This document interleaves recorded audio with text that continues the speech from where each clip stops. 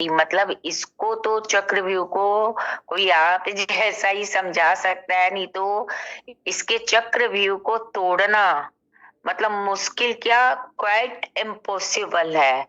मतलब पाप करो वो तो लगेगा ही लगेगा, पुण्य करो तो भी आना पड़ेगा। तो इन दोनों से निवृत्ति का फिर क्या उपाय है, हमें जरा वो भी बता दीजिए। तो किसने तो ऐसा चक्रव्यूह रचा है काल ने, पाप करो तो भी आना है वो लोहे की बेड़ी, पुण्य करो तो भी भुगतने आना है। बैलेंस तो होता ही नहीं है पाप और पुण्य। तो इसकी इस चालबाजियों का मतलब जो काल ने हमारे लिए चक्रव्यूह रचा है कि यहाँ से हम निकल के जा ही नहीं सके अपने असली घर या अपने आत्म स्वरूप में, तो उसकी निवृत्ति के लिए कोई ठोस उपाय बताए कृपा करके। जी, इसके लिए सरल सा उपाय है, बहुत सरल। अनासक्त भाव से संसार में जियो। ना कोई आपका मित्र है यहाँ और ना ही कोई आपका शत्रु है। अब विचार करो, मित्र और शत्रु बनते कैसे हैं? मित्र तब बनते हैं जब किसी से आप उपेक्षा करने लग जाते हैं, उम्मीद करने लग जाते हैं, उससे आपकी कामना होती है, तब आप क्या करते हैं? उसको मित्र समझने लगते हैं, अर्थात अपना शुभ चिंतक समझने लग जाते हैं, जबकि ऐसा है ही नहीं। वो भी जेल, संसार रूपी जेल, देह रूपी जेल में है, वो भी जेल काट रहा है और आप भी काट रहे हो। आप उसके साथ रहो, ना उससे मोह करो और न ही उससे द्वेष करो। मोह और द्वेष दोनों से उपराम होने का नाम है अनासक्त भाव। अनासक्त का जिसमें खिंचाव ना हो, जिसके प्रति आपका रुझान ना हो। रुझान होगा तो दो प्रकार का होता है, या द्वेष रूप में या राग रूप में। द्वेष तब होगा जब उससे आपको ईर्ष्या होगा, नफरत होगा, वो आपके अनुकूल नहीं चलेगा, आपको तवज्जो नहीं देगा, आपकी बात को नहीं मानेगा, आपकी कामना की पूर्ति नहीं करेगा, तो उससे आपको द्वेष होगा। जो आपकी कामना की पूर्ति करेगा, जो आपकी इज्जत करेगा, जो आपके लिए तत्पर रहेगा, उससे आपको मोह होगा। तो राग तो जब आप करेंगे तो ये उत्तम योनियों में जन्म लेने का कारण है। उत्तम योनियों में ध्यान रखना, पशु और मनुष्य शरीर में अगर इनसे मोह करेंगे तो पशु और मनुष्य शरीर में आएंगे, जन्म लेना पड़ेगा, क्योंकि आप शरीर से मोह कर रहे हो ना, वो देहधारी से मोह कर रहे हो ना, देहधारी से आपकी कामना है, तो आपको उत्तम योनियों में आना पड़ेगा। अगर आप द्वेष करते हैं, नफरत करते हैं, जलन रखते हैं, आपको निम्न योनियों में आना पड़ेगा। निम्न योनियों में क्या हो गया? जैसे कीट हो गया, वृक्ष हो गया, आदि आदि योनियों में आपको आना पड़ेगा। तो दोनों आपका आने का कारण है, दोनों। अब दोनों से आप उपराम हो जाओ, राग और द्वेष से। राग और द्वेष से उठते ही बंधन खत्म, किसी भी प्रकार का न आसक्ति है न द्वेष से। बंधन खत्म, तुरंत, क्षण नहीं लगना है, 1 सेकंड भी नहीं लगेगा, आप हट गए, आप कर्म से बिल्कुल परे हैं। कर्म हो रहा है, आपको कोई लेना देना नहीं। आप बैठे हैं, कोई आ रहा है, कोई जा रहा है, आपको क्या लेना देना? लेकिन ऐसा नहीं होता। आप बैठे हैं दरवाजे के आगे, कोई अपना दिख गया जिससे आपको लगाव था, आओ जी आओ आओ, बैठिए, चाय पीजिए, प्यार से बोलने लगे, आपका रुझान उसमें हो गया, ये तो मोह है। और जो आपका शत्रु है अगर जा रहा है, उसको देख के अंदर ही अंदर आप कुड़ रहे हो, जल रहे हो। कहीं तू मैं हुई है तो उससे आप बदला लेने की अंदर कामना भावना बनाए बैठे हो। अब विचार करो, आने जाने वाला तो आ जा रहा है, आपका क्या लिया? कुछ नहीं, वो तो रास्ता जा रहा है ना। लेकिन देख के आप अंदर ही अंदर कैसे अपने आप को परेशान कर रहे हो।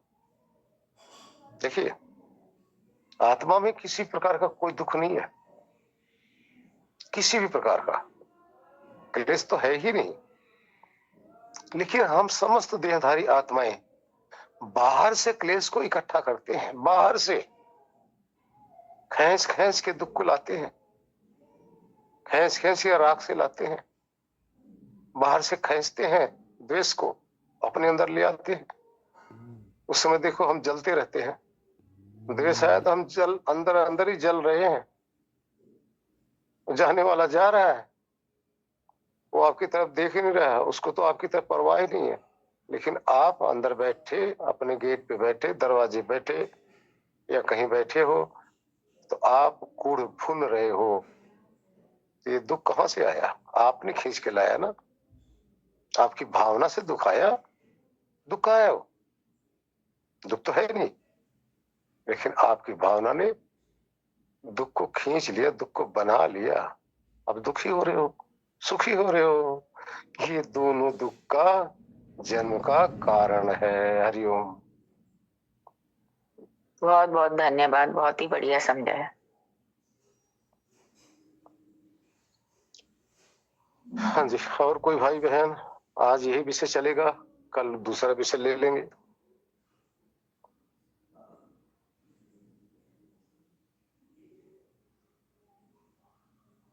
हाँ जी, किरण जी, ओमोती जी। प्रणाम गुरु जी। हाँ जी, प्रणाम। गुरु जी, ये समझ में आ गया, पहले भी आप इसके बारे में चर्चा कर चुके थे, तो और अच्छी तरह से रिवीजन हो गया गुरु जी। जी, इस पे और किसी को कोई प्रश्न हो? किरण जी। प्रणाम गुरु जी। हाँ जी, प्रणाम। हाँ जी, समझ आ गया गुरु जी सब कुछ। धन्यवाद आपका बहुत।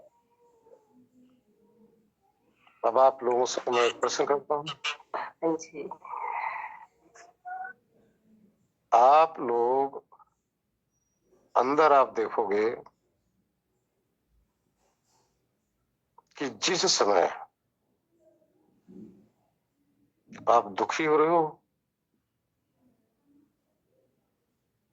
या आप सुखी हो रहे हो, उसको थोड़ा सा वहां कैच करो इस बात को कि किस बात से आप दुखी हो रहे हो।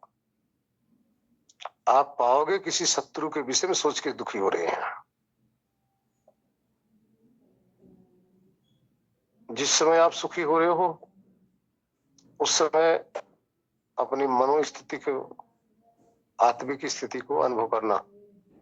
किसी मित्र के प्रति सोचकर आप सुखी हो रहे हो या धन के प्रति, मित्र के प्रति आप सोच के सुखी हो रहे हो। जिस समय न सुखी हो रहे हो और न ही दुखी हो रहे हो, शांत हो, बिल्कुल प्रशांत, धीर, निमक मतलब शांत हो, उस समय आप मान के चलो इस समय बिल्कुल अनासक्त भाव से हो। ना राग की उत्पत्ति इसमें है आपके अंदर, ना द्वेष की उत्पत्ति है। इसमें राग द्वेष दोनों से हटे हो। इस समय आप मुक्त जीवन को अनुभव कर रहे हो, अपना मुक्त जीवन। मुक्त का अर्थ राग द्वेष से हटा हुआ, राग द्वेष से विरक्त, तो मुक्त जीवन आपका है। इस मुक्त जीवन को आप लोग अनुभव करो ना। अनुभव करोगे तो आपको पता चलेगा। हरिओम। मुक्त जीवन में क्या होगा? जिसमें अपने आप को मुक्त अनुभव करोगे, ना किसी चीज की तरफ जाने की तमन्ना, ना कुछ पाने की इच्छा, ना किसी से नफरत और ना किसी से देश। और जहां भी आप होगे उसी पल आप अंदर देखोगे, शांत होकर देखने लग जाओगे, उस क्षण हृदय के अंदर गदगद हो रहे होते हो। हृदय के अंदर से शांति की फुहार आपके अंदर से आ रही होगी। यह मुक्त जीवन है। बाकी राग और द्वेष का जीवन है। तो आपकी ही तो कहानी है ये। कभी आप लोगों ने सोचा? अभी एक बंद कर दो 5 मिनट के लिए या 2 मिनट के लिए, हमें वार्तालाप बंद कर देते हैं, आप लोग अंदर अनुभव करने लग जाओ, देखो ये होता कि नहीं होता है। तुरंत ही आपको ये महसूस होने लग जाएगा। किसी की कोई चिंता नहीं हो रही होगी, मस्त रहोगे। किसी की कोई चाह नहीं होगी, मस्त हो रहे होगे। चाह हो रही होगी तो दुखी हो रहे होगे। जैसे आपके अंदर से चाह चल रही होगी किसी के प्रति, कहीं जाने का, कहीं आने का, किसी से बात करने का, इतना तक आपको वॉशरूम में भी अगर जाने के हो रहा हो तब भी आप दुखी हो रहे होगे। ध्यान रखना। यानी किसी भी प्रकार का दूसरे के प्रति राग और द्वेष ये आत्मा के खिन्नता का कारण है। अनुभव करो। हरिओम।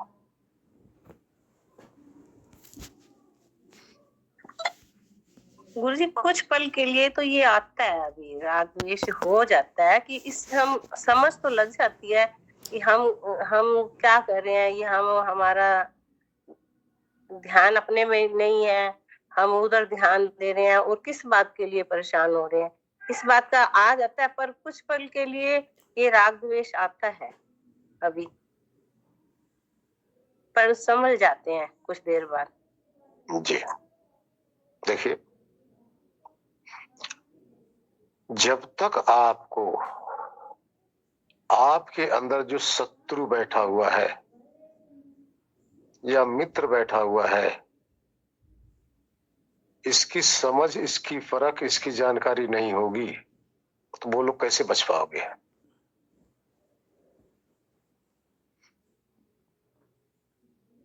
जिसको समझ होगी, जिसको जानकारी होगी, वही तो बचेगा। जिसको होगी नहीं, जिसको ये समझ ही नहीं है, वो तो फंसेगा फंसेगा, वो तो फंसा ही है, वो तो पहले से फंसा पड़ा है। समस्त सृष्टि के प्राणी इसी तरह से, जैसे आपकी बात बता रहे हो ना, इसी प्रकार से हर क्षण दुखी और सुखी हो रहे हैं। संसार दुख का कारण भी है और सुख का कारण है। दोनों का कारण संसार है। संसार कहां से शुरू होता है? आपके मन से लेकर इंद्रियों तक, इंद्रियों से लेकर शरीर तक, शरीर से लेकर परिवार तक, परिवार से लेकर समाज तक, समाज से लेकर समस्त प्राणी पदार्थ तक, पूरी धरती फिर इसी का जंजाल है। दुख और सुख का जंजाल पूरी धरती, समस्त प्राणी, पशु भी, पक्षी भी, मनुष्य भी, परिवार भी, समाज भी, इस सुख और दुख के जाल मात्र है। इस जाल से जब तक आप अकेले होकर बैठेंगे नहीं, पहले तो आपको इस जाल के विषय में समझ ही नहीं आएगी, तभी समझ आने लग जाएगी, तभी अपने आप को इनसे थोड़ा दूरी बनाएंगे। दूरी का अर्थ एकांतवास करेंगे। एकांतवास में आत्मा के संग रहेंगे, परमात्मा के संग रहेंगे, जहां दुख भी नहीं है और सुख भी नहीं है, जहां सिर्फ आनंद है। हरिओम।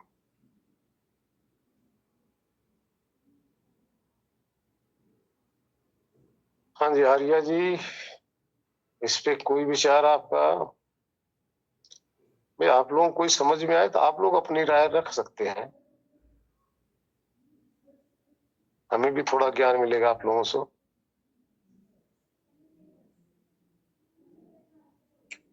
गुरु जी, अच्छे से आपने एक्सप्लेन किया है कि दुख जिससे किसी को मिले तो वो पाप होगा, और यदि सुख मिलता है तो पुण्य होगा। और गुरु जी, जैसे कि एक बार जी ने दीदी जी ने कहा था कि सुख भी मतलब पुण्य भी जो है सो सोने की जंजीर की तरह है, क्योंकि उसका भी भोग करने के लिए फिर शरीर मतलब कि धारण करना पड़ता है। तो अच्छा गति तो यही है आत्मानुसंधान। पुण्य के प्रति भी मतलब कि ज्यादा लालची ना हो, पाप के प्रति तो रहना ही नहीं चाहिए, और पुण्य से भी ज्यादा अच्छा है कि आत्मा का अनुसंधान करें आदमी, व्यक्ति। जय गुरु जी, हरिओम। जी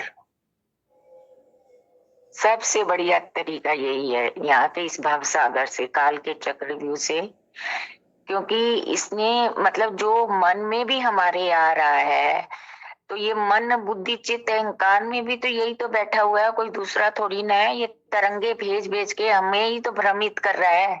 आत्मा का तो कोई मतलब ही नहीं है, शरीर को तो ऐसे ही कोई मतलब नहीं है। शरीर तो जड़ है और आत्मा को कुछ चाहिए ही नहीं, आत्मा तो ऐसे ही आनंदमयी है।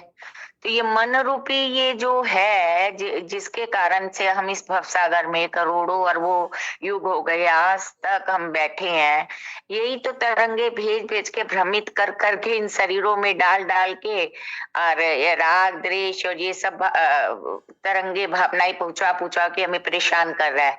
आत्मा का तो कोई लेन देन ही नहीं है, वो तो अपने में मगन और आनंदमयी है, शरीर को मतलब नहीं है। तो मेन इसी की ट्रिक, इसी की जो ट्रैप, जो जाल है मन का, मेरे हिसाब से इसको मन ही सब करवा रहा है। हमारा बैरी और कोई नहीं है, मन ही है।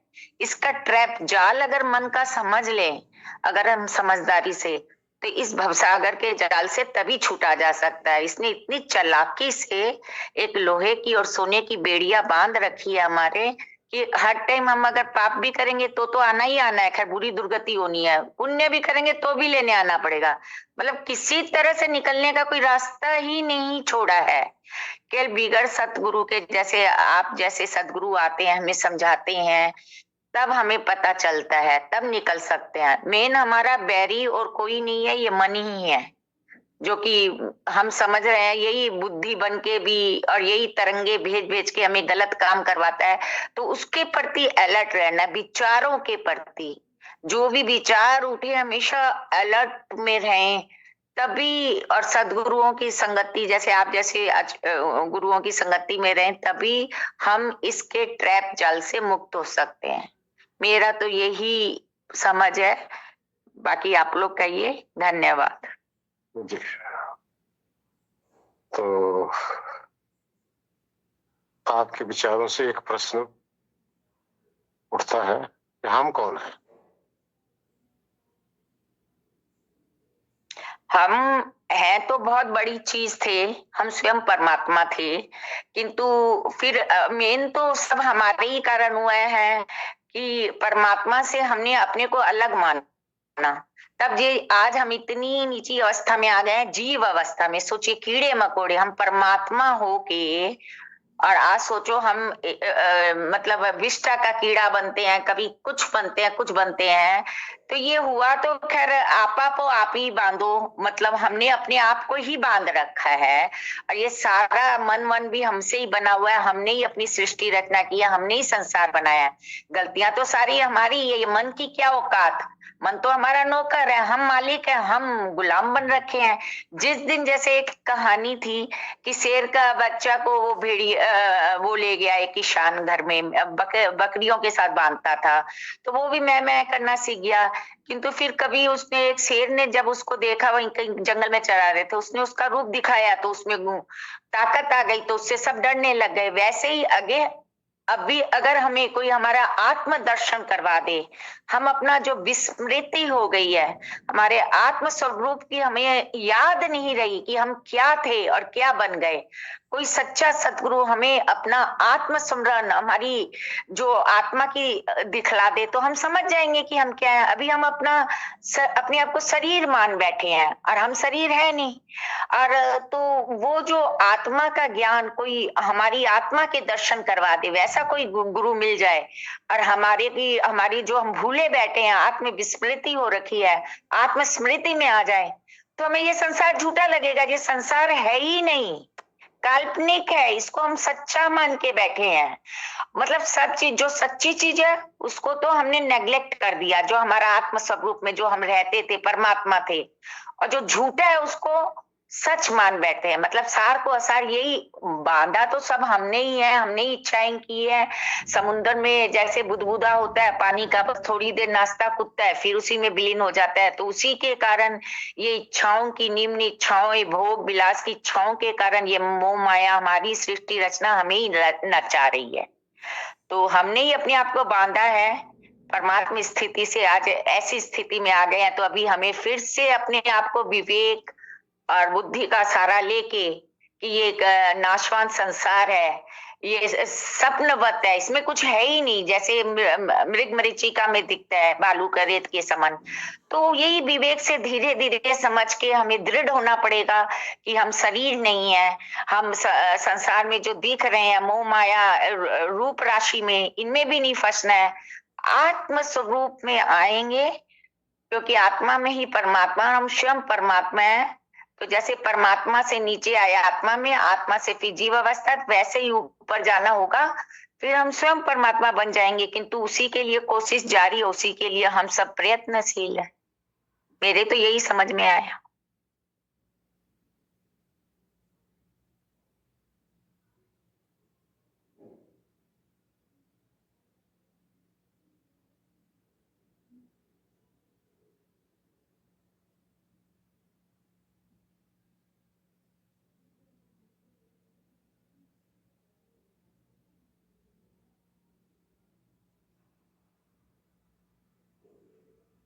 हाँ जी, किसी और भाई बहन का कोई प्रश्न हो?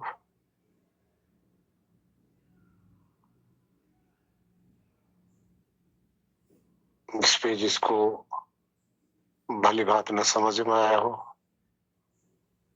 या कोई समझाना चाहते हो, या समझना चाहते हो, या समझाना चाहते हैं, अपने विचार रख सकते हैं।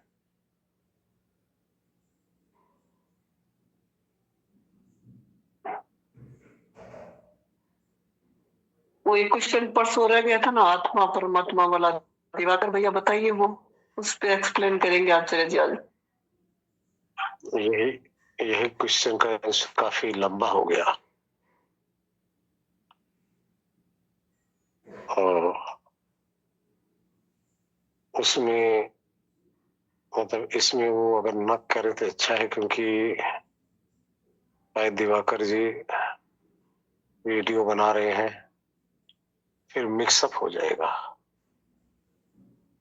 एक सब्जेक्ट जो चल रहा है उसी का एक वीडियो बने तो उचित रहेगा। कल उससे विचार कर लिया जाएगा। एक विषय को एक वीडियो में लिया जाए तो अच्छा रहेगा। हरिओम।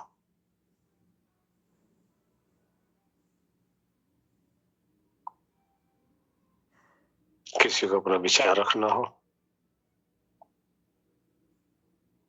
आज के विषय पर।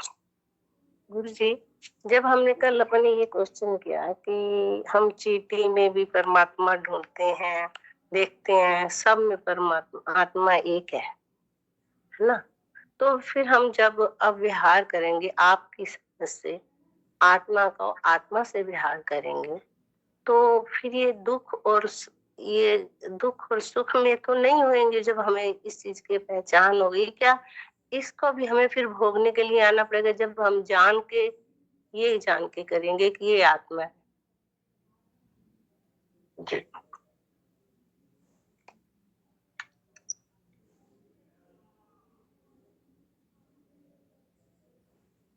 देखिए, पहले तो यहां विचार करो, आत्मा परमात्मा में भेद है। जितनी भी देह हैं आपको दिखाई दे रही हैं, सब देहों के अंदर एक ही कर्ता भोगता है। एक ही का अर्थ एक कर्ता भोगता है। जैसे आप जिस देह में बैठे हो, उस देह के कर्ता भी आप ही हो, उस देह के भोक्ता भी आप ही हो। हम नहीं है या और कोई नहीं है। उस देह के सिर्फ आप उसके मालिक हैं। उसमें आप ही एक ही आत्मा कर्म करती है, और एक ही आत्मा को भोगने के लिए या कर्म करने के लिए ये एक देह मिलती है। तो जितने भी आप शरीरधारी देखेंगे, सब में एक एक आत्मा है, और सब हमारे जैसे है, सजाति के रूप में है। कर्म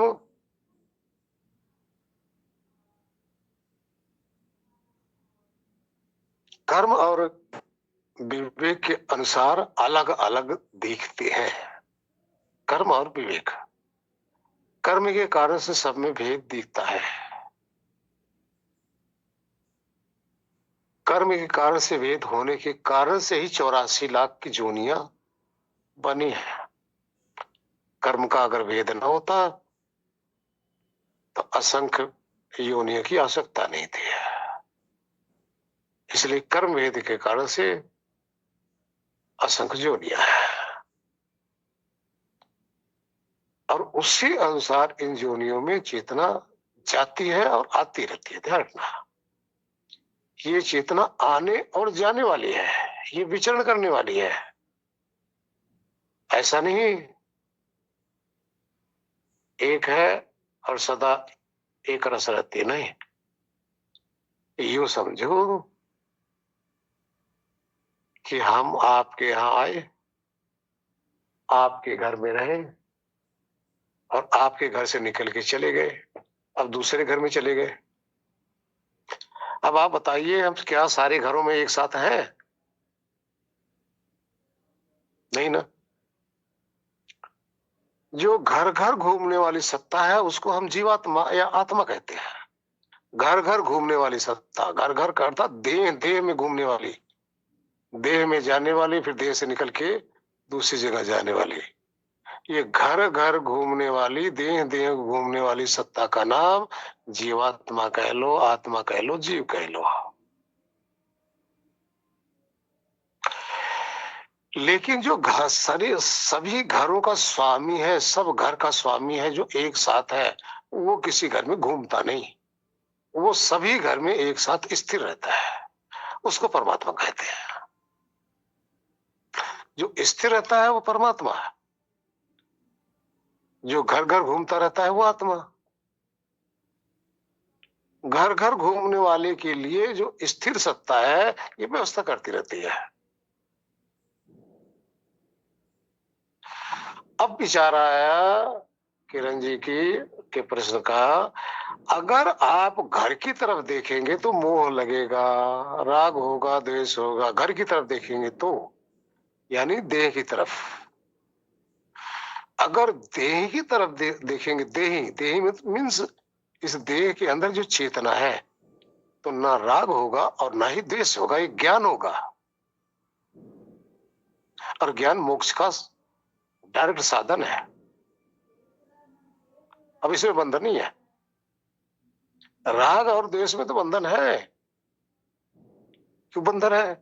कि आप जड़ता फंस रहे हो। बंधन क्या है? जड़ता, जड़ पदार्थ। किसको? चेतन को।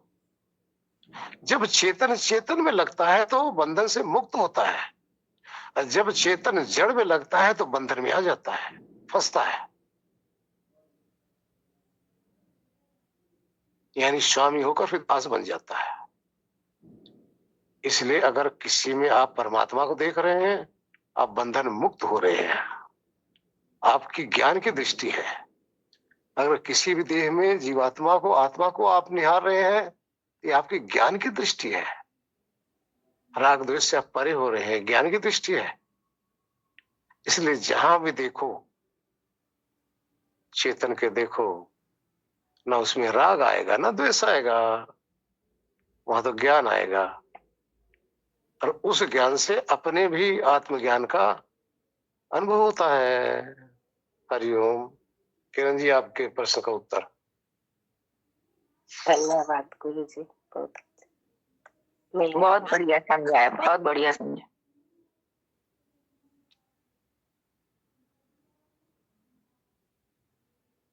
जी, और किसी भाई बहन?